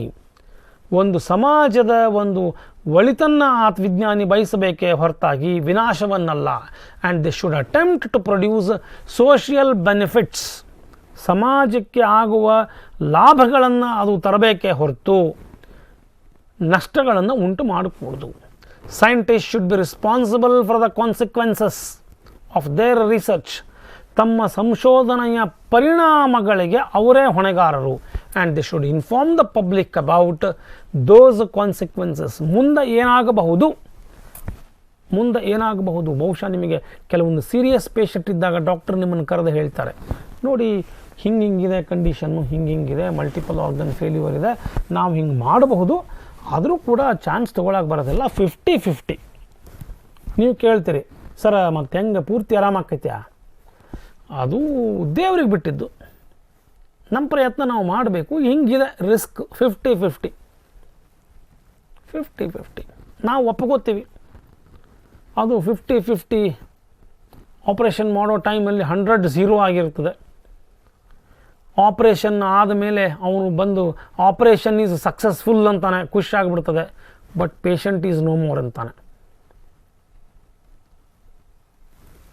Social responsibility, ಸಾಮಾಜಿಕ ಹೊಣೆಗಾರಿಕೆ ತಿಳಿಸಿಕೊಡಬೇಕಾದಂಥದ್ದು ಡಾಕ್ಟರದ ಒಂದು ಕರ್ತವ್ಯ, ವಿಜ್ಞಾನಿಗಳ ಕರ್ತವ್ಯ. ಮುಂದೆ ಆಗುವ ಅನಾಹುತಗಳೇನು, ಪರಿಣಾಮಗಳೇನು ಅನ್ನೋದನ್ನು ತಿಳಿಸ್ಕೊಡ್ಬೇಕು. ಅದಕ್ಕೆ ಉಳಿದವರು ಕೂಡ ಸಹಕರಿಸಬೇಕು. Social responsibility. ಲಿಗ್ಯಾಲಿಟಿ, ಯಾವುದೇ ಆವಿಷ್ಕಾರಕ್ಕೆ ಕಾನೂನಿನ ಮನ್ನಣೆ ಬೇಕು. In the process of research scientists should obey the laws pertaining to their work in the country in which they are doing. ಯಾವ ದೇಶದಲ್ಲಿ ಯಾವ ಒಂದು ಸಂಶೋಧನೆಯನ್ನು ಮಾಡ್ತಾ ಇದ್ದಾರೋ ಆ ದೇಶದ ಕಾನೂನನ್ನು ಅವರು ಅಚ್ಚುಕಟ್ಟಾಗಿ ಪರಿಪಾಲಿಸಬೇಕು. ಅಚ್ಚುಕಟ್ಟಾಗಿ ಪರಿಪಾಲಿಸದಿದ್ದರೆ ಅದು ಸೈಂಟಿಫಿಕ್ ಕಾಂಡಕ್ಟ್ನ ಅಗೇನ್ಸ್ಟ್ ಆಗಿರ್ತಕ್ಕಂಥದ್ದು ಅನ್ನೋದನ್ನು ನಿಮ್ಮ ಮುಂದೆ ಹೇಳಲಿಕ್ಕೆ ಇಷ್ಟಪಡ್ತೇನೆ. ಅಪಾರ್ಚುನಿಟಿ, ಅವಕಾಶ. Scientist should not B ಅನ್ಫೇರ್ಲಿ denied the opportunity. ಸುಮ್ಮನೆ ಅದು ಸರ್ ಅದು ವರ್ಕ್ ಮಾಡ್ತೀನಿ, ಅದೇನು ವರ್ಕ್ ಮಾಡ್ತೀವಿ, ಅದರಿಂದ ಏನದ ನಡಿ ಅಂತ ಅನ್ನೋಕ್ಕಿಲ್ಲ. He should not be denied the opportunity to use scientific resources or advance in the scientific profession.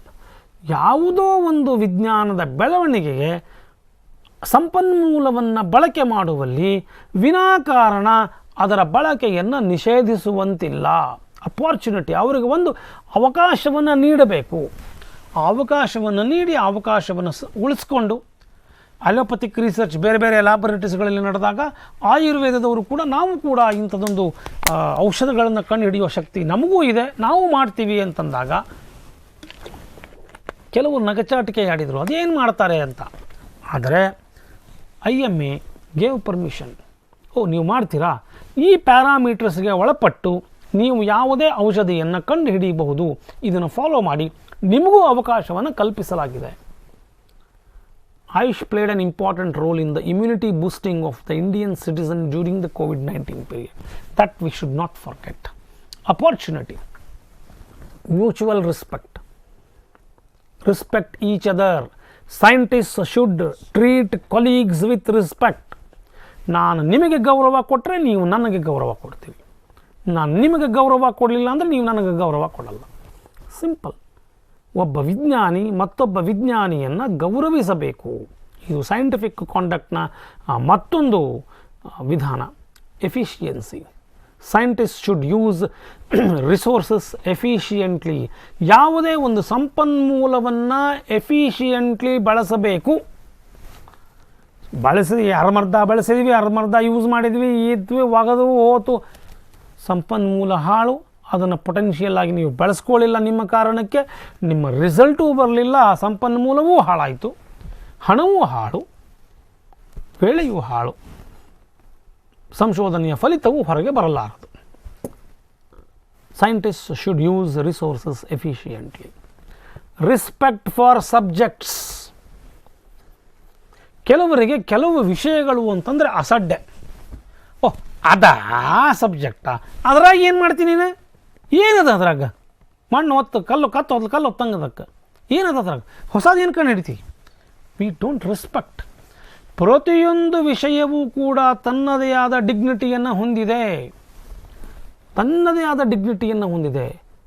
ಆದ dignity. Scientist should not violate rights or dignity when using human subjects in experiments.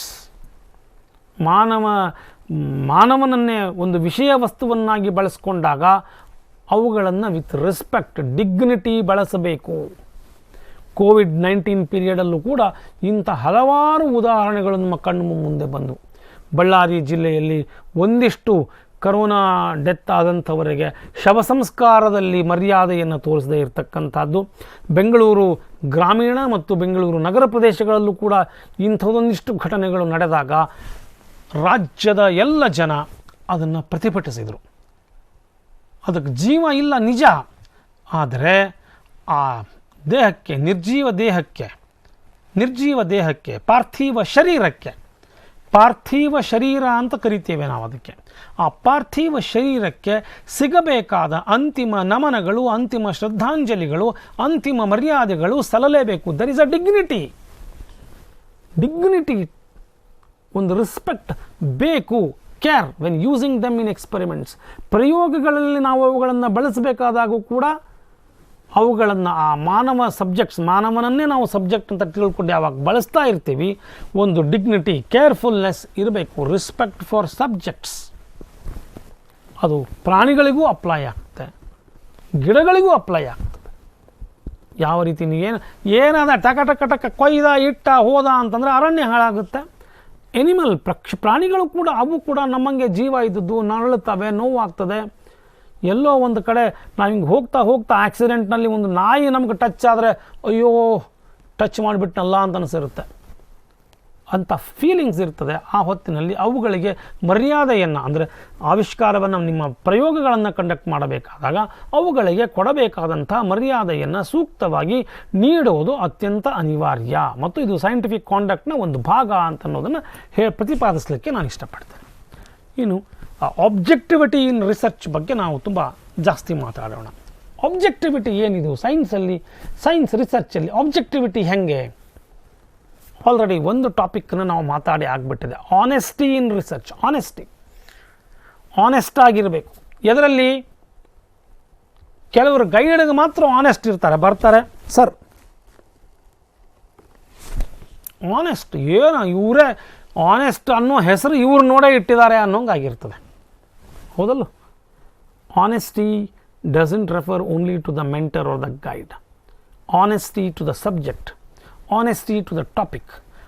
You need to be honest to the objective. You need to be honest to the way of conducting your research work. ಅದು data ಕಲೆಕ್ಷನ್ನಿಂದ ಹಿಡ್ಕೊಂಡು data ಆರ್ಗನೈಸೇಷನ್ವರೆಗೂ, data ಅನಾಲಿಸಿಸ್ವರೆಗೂ, report writing, ಯಾವುದೇ ಸಂಶೋಧನೆಯ ಇನ್ಯಾವುದೇ ಘಟ್ಟದವರೆಗೂ ಕೂಡ ಪ್ರತಿಯೊಂದು ಘಟ್ಟದಲ್ಲೂ ನೀವು honest ಆಗಿ ಇರಬೇಕು. Need to be honest. If you are dishonest then you are not objective in research. ಈ ಆನೆಸ್ಟಿಯ ವಿರುದ್ಧ ಪದವೇ misconduct. Sufficient deviation from the honesty is misconduct. Ethically questionable practices, ethically ಯಾವ್ಯಾವುದನ್ನು ನಾವು ಕ್ವೆಶ್ಚನ್ ಮಾಡ್ತೀವೋ ಅವೆಲ್ಲವೂ ಮಿಸ್ಕಂಡಕ್ಟ್ ಇನ್ ಸೈನ್ಸಲ್ಲಿ ಬರ್ತವೆ.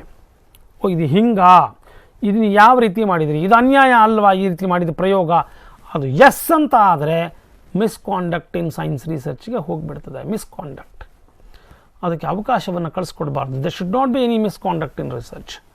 ಎರರ್ ಆ್ಯಂಡ್ ಸೆಲ್ಫ್ ಡಿಸೆಪ್ಷನ್, ತಪ್ಪಾಗೋದು, self deception, ನಮಗೆ ನಾವೇ ಕೆಲವೊಮ್ಮೆ ಮೋಸ ಮಾಡ್ಕೊಳ್ತೀವಿ. ಸೆಲ್ಫ್ ಡಿಸೆಪ್ಷನ್, ಎರರ್, ಆಕಸ್ಮಿಕವಾಗಿ ತಪ್ಪುಗಳಾಗ್ತವೆ. ಆ ತಪ್ಪುಗಳು ಆಗದಂತೆ ಎಚ್ಚರ ವಹಿಸೋದು ತುಂಬ ಅಗತ್ಯ. ಎರರ್ಸ್, ನಾನು ತುಂಬ ಹಳೆಯ ಮಾತುಗಳನ್ನು ಹೇಳ್ತಾ ಇದ್ದೀನಿ. 1993ನಲ್ಲಿ ನಡೆದಂಥ ಘಟನೆ ಇದು. ನನಗೆ ಆದಂಥ ಘಟನೆ. ನಾನು ನನ್ನ ಕ್ವೆಶ್ಚನೇರನ್ನು ತಯಾರು ಮಾಡಿದ್ದೆ. ಕ್ವೆಶ್ಚನೇರನ್ನು ಕಾಲೇಜಸ್ಗಳಿಗೆ ಕರ್ನಾಟಕ ರಾಜ್ಯಾದ್ಯಂತ ಆವಾಗ ಕೇವಲ 574 ಕಾಲೇಜುಗಳಿದ್ದು. ಆ ಎಲ್ಲ ಕಾಲೇಜುಗಳಿಗೆ ನಾನು ಕಳಿಸ್ತಕ್ಕಂಥ ಏರ್ಪಾಡನ್ನು ಮಾಡ್ತಾಯಿದ್ದೆ. ಒಂದು ಕ್ವೆಶ್ಚನೇರನ್ನು ತೊಗೊಂಡೆ. ನಮ್ಮ ಗೈಡ್ ಹೇಳಿದರು, ಬರೀ ಒಂದೇ ಕ್ವೆಶ್ಚನೇರ್ ತೊಗೊಳ್ಬೇಡ, ಒಂದು 5-6 ಕ್ವೆಶ್ಚನೇರ್ಸ್ ತಗೋ, 5-6 ಬೇರೆ ಬೇರೆ ಕವರ್ಸ್ ತಗೋ, ಅದರಾಗ ಬೇರೆ ಬೇರೆ ಇನ್ನೊಂದಿಷ್ಟು 5 ಕವರ್ಸ್ ಹಾಕು, ಅವುಗಳನ್ನು ವೇಟ್ ಮಾಡು, ಯಾವುದು ಹೈಯೆಸ್ಟ್ ತೂಕ ತೂಗುತ್ತೋ ಅಷ್ಟು ನೀನು ಸ್ಟ್ಯಾಂಪ್ ಹಚ್ಚಿ ಅವುಗಳಿಗೆ ಹಾಕು ಅಂತ ಹೇಳಿದರು. ನಾನು ಒಂದು ತೊಗೊಂಡಂತೂ ಹೋಗಿದ್ದೆ. ಅವನು ಪೋಸ್ಟ್ನಾಗ ಒಂದು ವೇಟ್ ಮಾಡ್ದ, ಕೊಟ್ಟ. ಎರಡನೇದು ಕೊಡ್ಲಿಕ್ಕೆ ಹೋದೆ. ಅದು ಅಟ್ಟಿರ್ತದೆ, ಇದು ಅಷ್ಟೇ ಇರ್ತದೆ, ತೊಗೊಳ್ರಿ ಅಂತಂದ, ಕೊಟ್ಟ. ನಾನು ಜಾಸ್ತಿ ತಲೆ ಕಟ್ಕೊಳ್ಳಿಲ್ಲ, ಹೌದಲ್ಲ ಅಂತ. ಆದರೆ 15 ದಿವಸದ ನಂತರ ನನಗೆ ಅನುಭವಕ್ಕೆ ಶುರುವಾಯಿತು.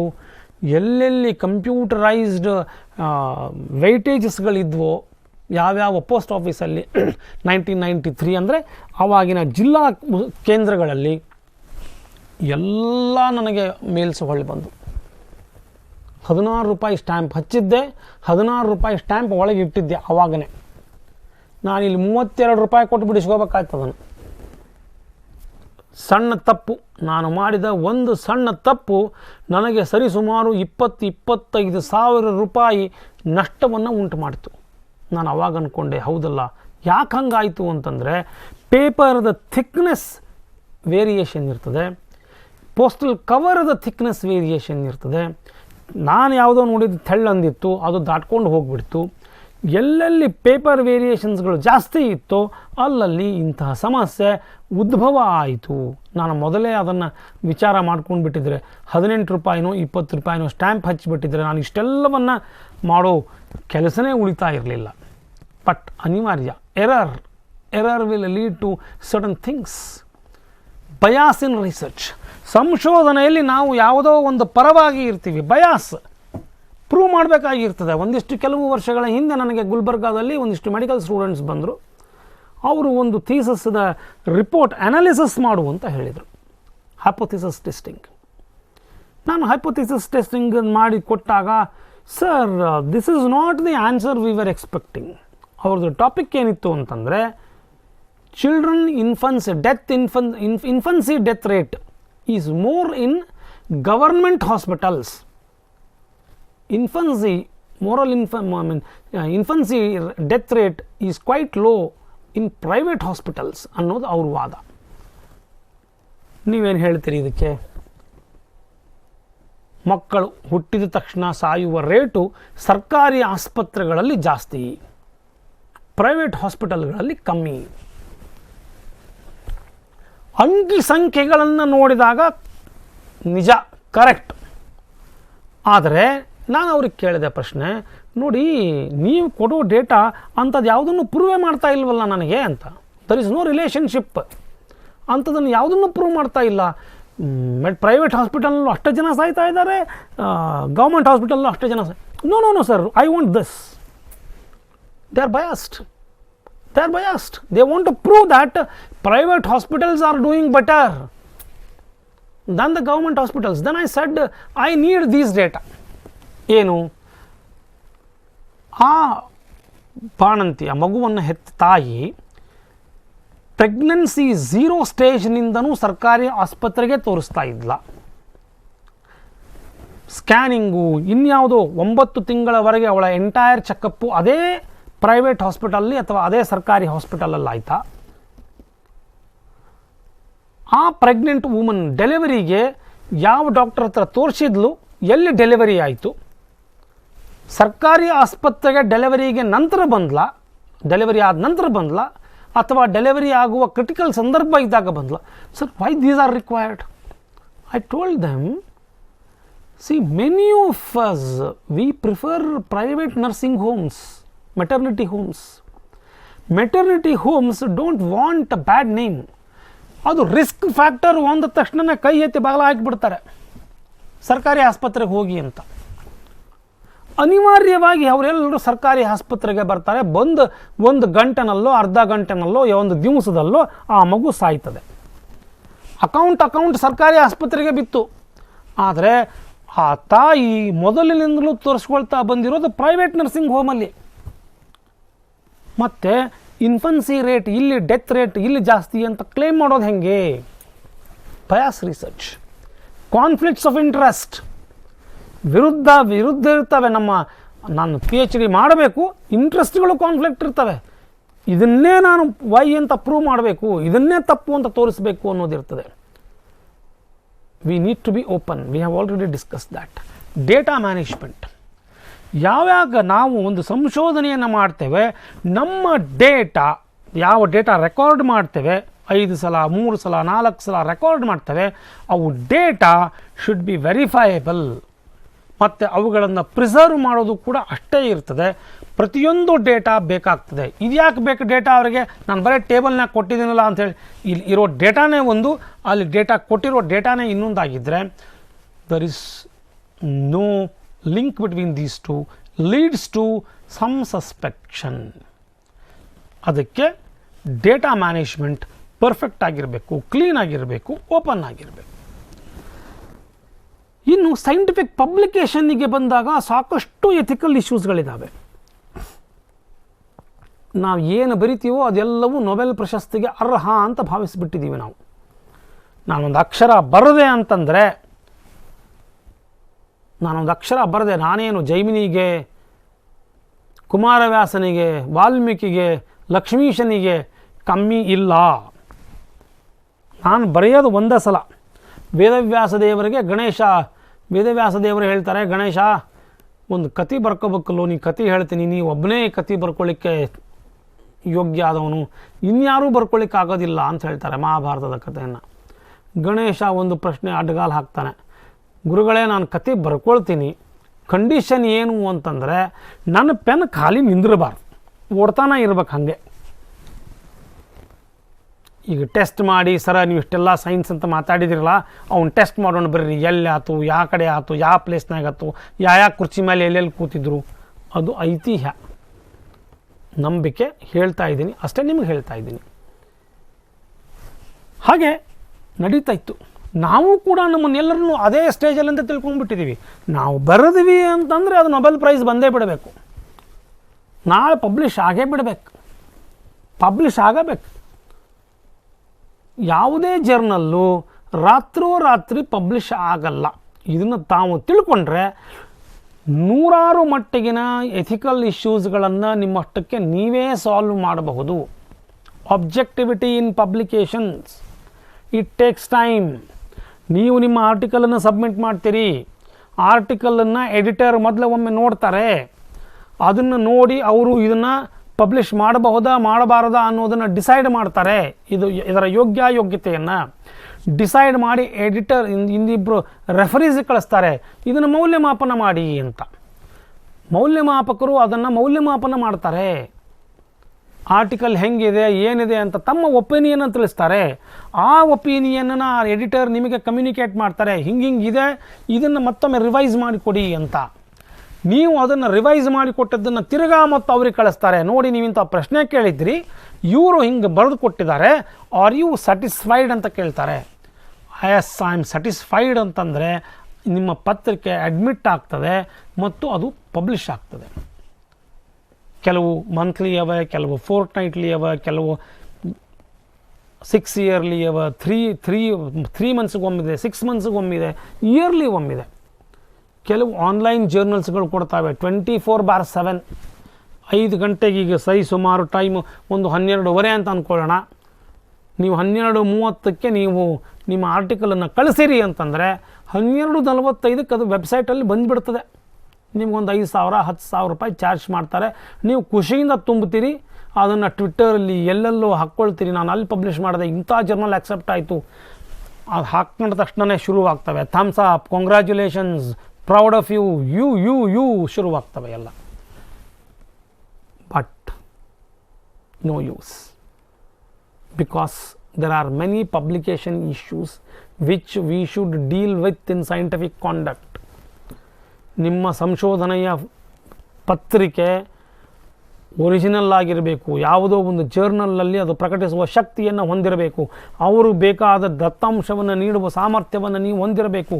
ಮತ್ತು ಅದು ಚಾರ್ಜ್ ಮಾಡುತ್ತಾ, ಚಾರ್ಜ್ ಮಾಡೋದಿಲ್ವ, ಆದರೆ ಎಡಿಟರ್ಸ್ ಯಾರು ಬರ್ಕೊಂಡಿರ್ತಾರೆ, international journal of XYZ, international journal of this and so of this and this.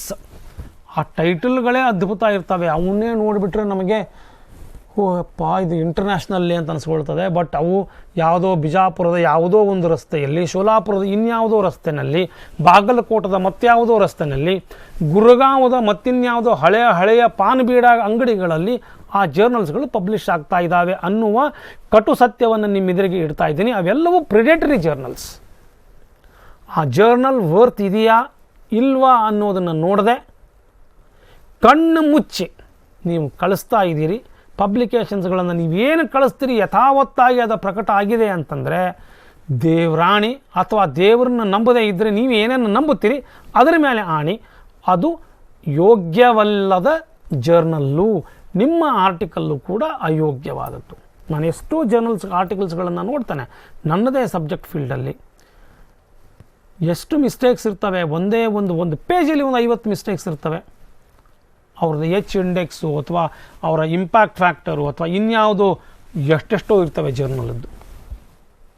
Predatory journals, ಅವುಗಳ ಬಗ್ಗೆ ನೀವು ತಿಳ್ಕೊಳ್ಬೇಕು. ಪಬ್ಲಿಕೇಶನ್ಸಲ್ಲೂ ಕೂಡ ಅಷ್ಟೇ. Credit where credit is due. ಯಾವ ರೆಫರೆನ್ಸನ್ನು ನೀವು ಸೈಟ್ ಮಾಡಿದ್ದೀರೋ ಅದನ್ನು ನೀವು ರೆಫರ್ ಮಾಡಬೇಕು, ಸೈಟ್ ಮಾಡಬೇಕು. ಇಲ್ಲ ಅಂತಂದರೆ ಪ್ಲೇಗಿಯಾರಿಸಮಿಗೆ ಗುರಿ ಆಗ್ತೀರಿ. It is an unethical practice. Respect intellectual property. Many of us we are not respecting. ಇಂಟರ್ನೆಟ್ನಲ್ಲಿ ಯಾವುದೋ ಒಂದು ಫೋಟೋ ಬಂತಂದು ಎತ್ಕೊಳ್ತೀವಿ, ಕಾಪಿ ಮಾಡಿ ಹಾಕ್ತೀವಿ, ಅದ್ರ ಸೋರ್ಸ ಬರೆಯೋದಿಲ್ಲ. ಇತ್ತಲ್ರಿ ಅದ್ರಾಗ ಇಂಟೆಲೆಕ್ಚುವಲ್ ಪ್ರಾಪರ್ಟಿ. ಯಾವುದೋ ಕ್ಯಾಮರಾಮನ್ ಏನೇನೋ ಕಷ್ಟಪಟ್ಟು ಹೊಡ್ಕೊಂಡು ಬಂದು ಹಾಕಿದ್ದಾನೆ, ಅದನ್ನು ಕೋಟ್ ಮಾಡಬೇಕಲ್ಲ ನೀವು. ಟೇಕನ್ ಫ್ರಾಮ್ ಕೋಟ್ ಮಾಡಿ ಅವನಿಗೆ ಮರ್ಯಾದೆಯನ್ನು ಕೊಡಬೇಕಲ್ಲ.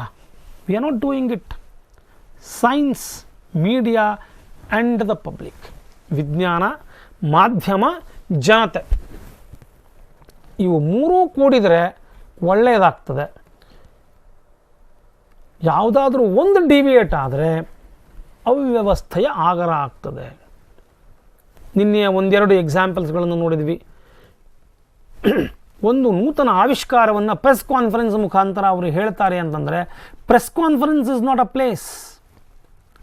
Conference of scientist, conclave of researchers is a place.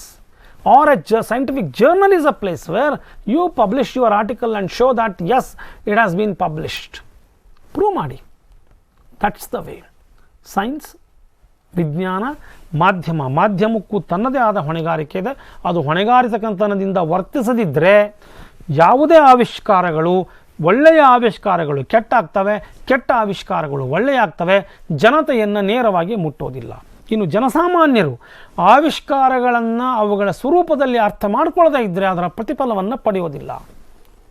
ಅವುಗಳನ್ನು ಅರ್ಥ ಮಾಡಿಕೊಂಡ್ರೆ ಆವಿಷ್ಕಾರಗಳಷ್ಟು ಪ್ರಯೋಜನಕಾರಿ ಇನ್ಯಾವುದೂ ಇಲ್ಲ ಅನ್ನೋದನ್ನು ಕೂಡ ನಮ್ಮ ಜನತೆ ಅರ್ಥ ಮಾಡ್ಕೋಬೇಕು. Ethical issues in the laboratory much is discussed. ಲ್ಯಾಬೊರೇಟರೀಸ್ಗಳಲ್ಲಿ ಆಗತಕ್ಕಂತಹ ಎಥಿಕಲ್ ಇಶ್ಯೂಸ್ಗಳನ್ನು ಕೂಡ ನಾನು ಚರ್ಚೆ ಮಾಡ್ತೇನೆ. Ethics of mentor and mentee, particularly when two persons involving with two different genders, this becomes totally a different turnout, and further it may lead to harassment, sexual harassment on workplace harassment.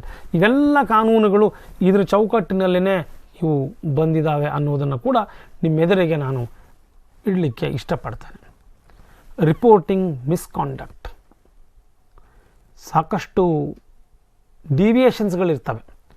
ಆ ಡಿವಿಯೇಷನ್ಸ್ಗಳನ್ನು misconduct ಅವುಗಳನ್ನು ಇಮಿಡಿಯೇಟಾಗಿ ವರದಿ ಮಾಡಬೇಕು. ಇಂಥದ್ದಾಗಿದೆ, ಇಂಥ ಘಟನೆ ಸಂಭವಿಸಿದೆ, ಇದನ್ನು ನಾನು ವರದಿ ಮಾಡ್ತಾ ಇದ್ದೇನೆ ಅನ್ನೋದನ್ನು ನೀವು ಇಡಬೇಕು. Reporting misconduct.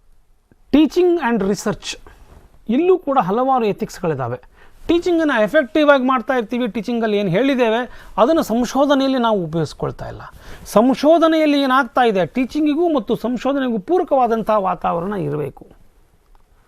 ಅಲ್ಲಿ ಎರಡರಲ್ಲೂ ಕೂಡ ನಾವು ಎಥಿಕಲ್ ಇಶ್ಯೂಸ್ಗಳನ್ನು ಪರಿಗಣನೆಗೆ ತೆಗೆದುಕೊಳ್ಬೇಕು. ಇದು ಒಂದು ವಿಷಯ. ಮತ್ತು ಸಂಪನ್ಮೂಲಗಳನ್ನು ಶೇರಿಂಗ್ ಆ್ಯಂಡ್ ಪ್ರಿಸರ್ವಿಂಗ್, ಈ ಕಾನ್ಸೆಪ್ಟೇ ನಮ್ಮ ತಲೆನಲ್ಲಿಲ್ಲ. ಸಂಪನ್ಮೂಲಗಳನ್ನು ಅವು ಸ್ಕೇರ್ಸಿಟಿ ಇರ್ತದೆ, ಅವುಗಳನ್ನು ಶೇರ್ ಮಾಡಬೇಕು ಮತ್ತು ಅವುಗಳನ್ನು ಪ್ರಿಸರ್ವ್ ಮಾಡಬೇಕು ಅನ್ನುವ ಕಲ್ಪನೆ ನಮ್ಮ ಹತ್ರ ಇಲ್ಲ.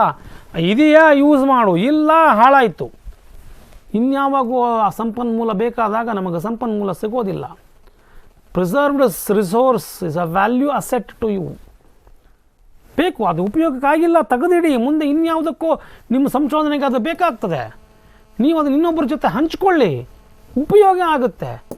ಅನುಪಯೋಗವಾಗಿ ಸುಮ್ಮನೆ ಅದು ವೇಸ್ಟ್ ಆಗೋದಕ್ಕಿಂತ, ಸಂಪನ್ಮೂಲವನ್ನು ವೇಸ್ಟ್ ಮಾಡೋದಕ್ಕಿಂತ ethical issue is either you share and preserve.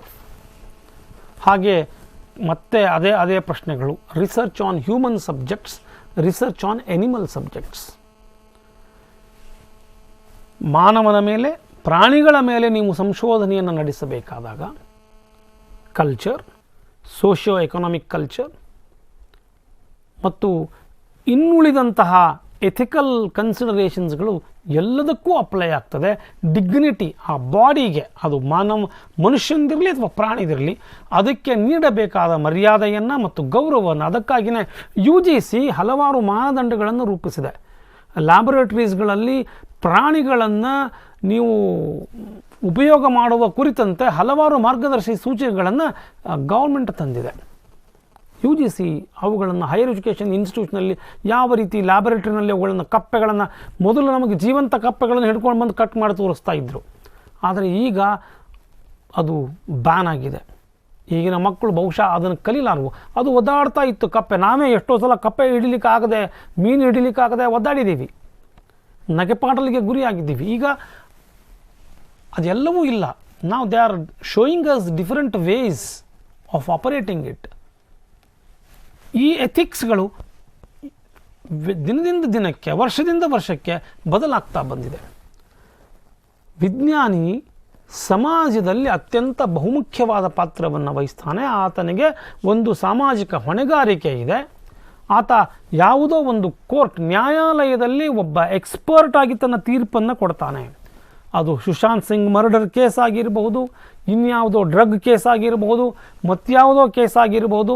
ವಿಜ್ಞಾನಿ ಒಂದು ಕೋರ್ಟಲ್ಲಿ, ಒಂದು ನ್ಯಾಯಾಲಯದಲ್ಲಿ ತನ್ನ ತೀರ್ಪನ್ನು ತಾನು ಒಬ್ಬ ಒಂದು ಐತಿಹಾಸಿಕವಾಗಿ ಒಂದು ಟೆಸ್ಟಿಮನಿ, ವಿಟ್ನೆಸ್ ಆಗ್ತಾನೆ. ಅದು ರಾಮ ಮಂದಿರ್, ಬಾಬ್ರಿ ಮಸ್ಜಿದ್ ಇಶ್ಯೂ ಆಗಿರ್ಬೋದು, ಇನ್ಯಾವುದೋ ಆಗಿರ್ಬೋದು. ಅಲ್ಲಿ ಭೂಗೋಳಶಾಸ್ತ್ರ ವಿಜ್ಞಾನಿ ಆತ ಬಂದು ತನ್ನ ಒಪಿನಿಯನನ್ನು ಆತ ನೀಡ್ತಾನೆ. Industrial ಸೈನ್ಸಲ್ಲಿ ವಿಜ್ಞಾನಿಯ roll ಬಹುಮುಖ್ಯವಾದಂಥದ್ದು. ಆದರೆ ಅದೇ ಮಿಲಿಟರಿ ಸೈನ್ಸ್ಗೆ ಬಂದಾಗ ನಾವು ಯಾವುದನ್ನು ಓಪನ್ನೆಸ್ ಅಂತ ಮಾತಾಡ್ತಾ ಇದ್ದೀವೋ ಅದರ ವಿರುದ್ಧವಾಗಿ ಮಾತಾಡಬೇಕು. ಮಿಲಿಟರಿ ಸೈನ್ಸ್ಗೆ ಬಂದಾಗ ಲೂಸ್ ಲಿಪ್ಸ್ ಸಿಂಕ್ ಶಿಪ್ಸ್ ಅನ್ನೋದು ಒಂದು ಪ್ರಸಿದ್ಧ ಗಾದೆ ನಾಣ್ಣುಡಿ.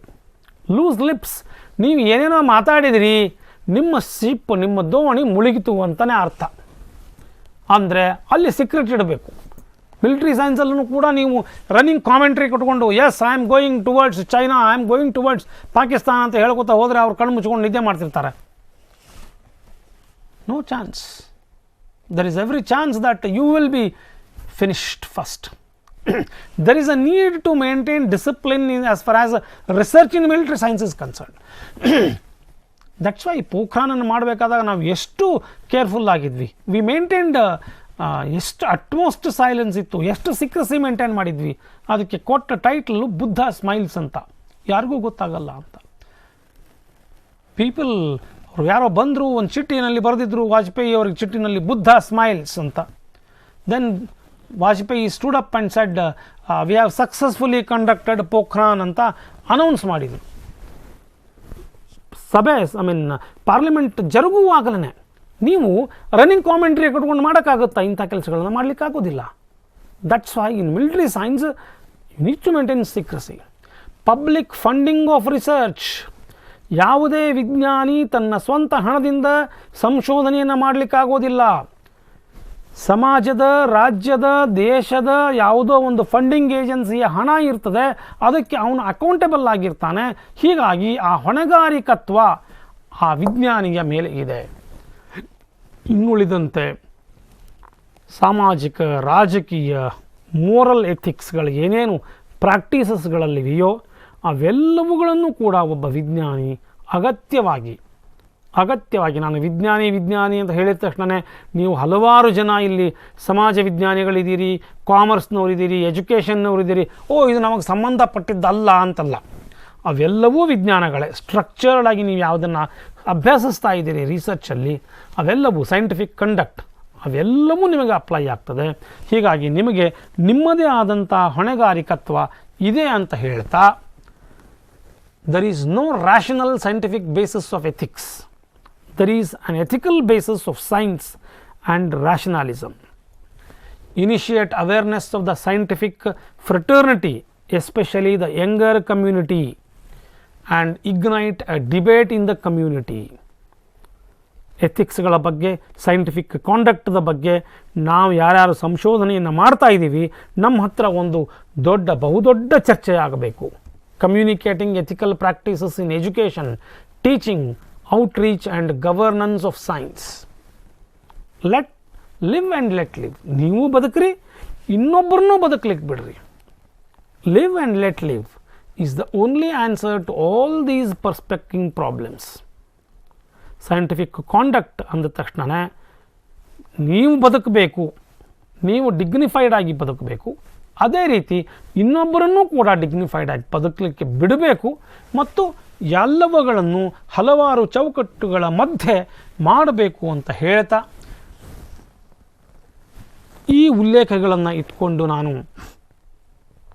ಈ 2 ಉಪನ್ಯಾಸಗಳನ್ನು ತಮ್ಮ ಮುಂದೆ ಇಟ್ಟಿದ್ದೀನಿ. ತಮಗೆ ಉಪಯೋಗ ಆಗ್ತದೆ ಅನ್ನೋದನ್ನು ಕೂಡ ನನಗೆ ಭರವಸೆ ಇದೆ. ಅದು ಉಪಯೋಗ ಆಗಿ ತಾವು ಎಲ್ಲರೂ ಚೆನ್ನಾಗಿ ಈ ಪತ್ರಿಕೆಗೆ ಉತ್ತರವನ್ನು ಬರೆದರೆ ಅದು ನನಗಷ್ಟೇ ಸಂತೋಷವನ್ನು ತಂದುಕೊಡ್ತದೆ ಅಂತ ಹೇಳ್ತಾ, ನಿಮ್ಮ ಯಾವುದೇ ಪ್ರಶ್ನೆಗಳಿದ್ದರೆ ನನ್ನ ಜಿಮೇಲ್ ಐ ಡಿ ಇದ್ದೇ ಇದೆ, pgthadsad@gmail.com, pgthadsad@gmail.com. ಇದಕ್ಕೆ ನೀವು ನನಗೆ ಮೇಲ್ ಹಾಕಿದರೆ ನಿಮ್ಮ ಸಂಶಯಗಳಿಗೆ ಖಂಡಿತವಾಗಿಯೂ ಉತ್ತರ ಕೊಡ್ತೇನೆ ಅಂತ ಹೇಳ್ತಾ ನನ್ನ ಈ 2 ಉಪನ್ಯಾಸಗಳನ್ನು ಇದರೊಟ್ಟಿಗೆ ಮುಗಿಸ್ತಾ ಇದ್ದೀನಿ. Thank you.